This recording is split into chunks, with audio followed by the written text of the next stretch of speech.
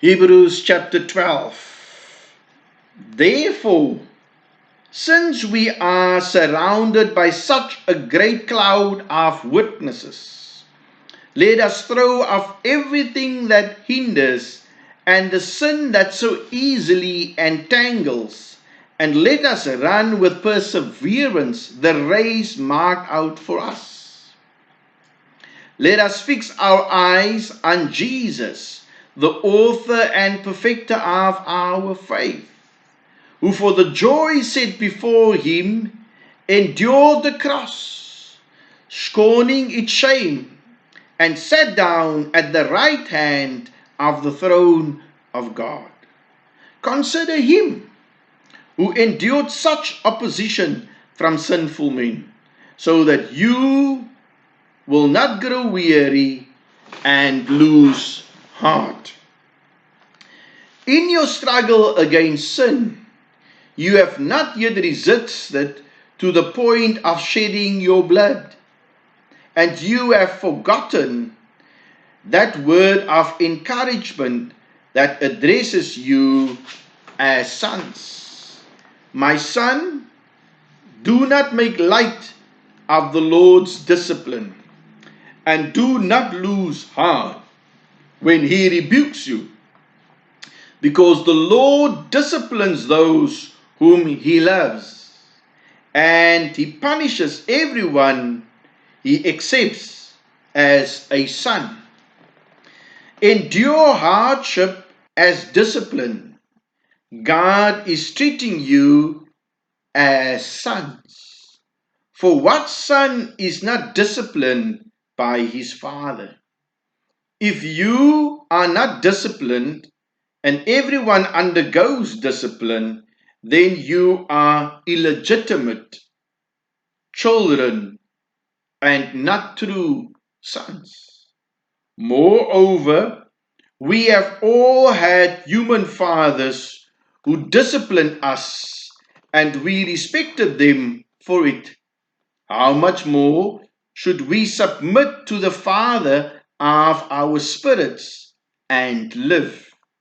Our fathers disciplined us for a little while, as they thought best, but God disciplines us for our good, that we may share in His holiness.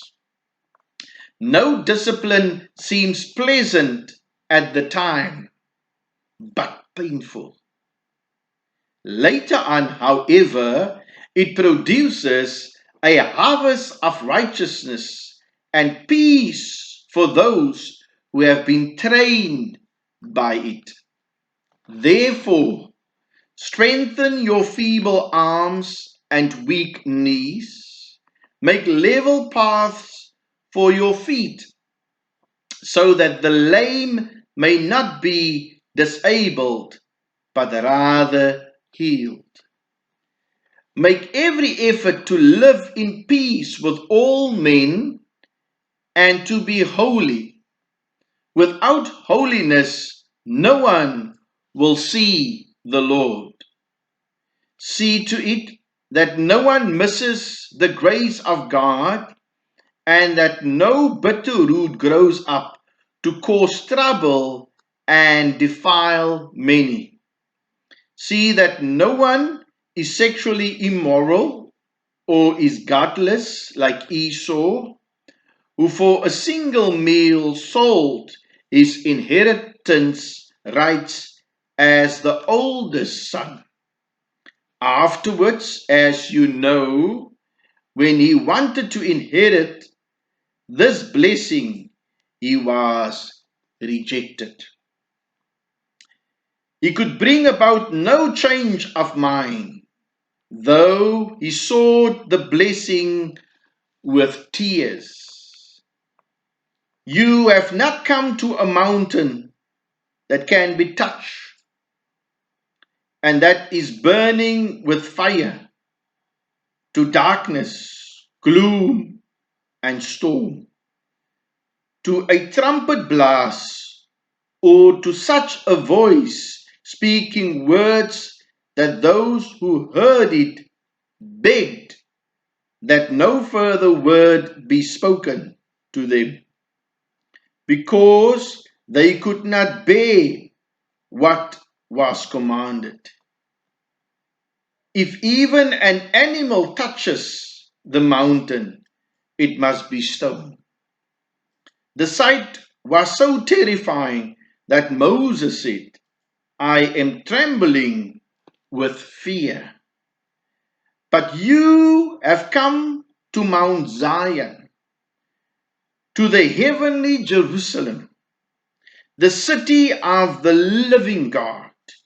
You have come to thousands upon thousands of angels in joyful assembly, to the church of the firstborn, whose names are written in heaven. You have come to God, the judge of all men, to the spirits of righteous men made perfect, to Jesus, the mediator of a new covenant, and to the sprinkled blood that speaks a better word than the blood of Abel. See to it that you do not refuse him who speaks. If they did not escape when they refused him who warned them on earth, how much less will we if we turn away from him who warns us from heaven? At that time, his voice shook the earth, but now he has promised, once more I will shake not only the earth, but also the heavens. The words once more indicate the removing of what can be shaken, that is, created things, so that what cannot be shaken may remain.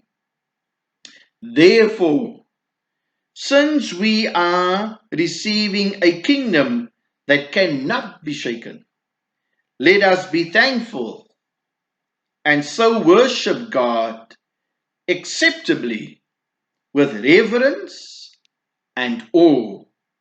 For our God is a consuming fire.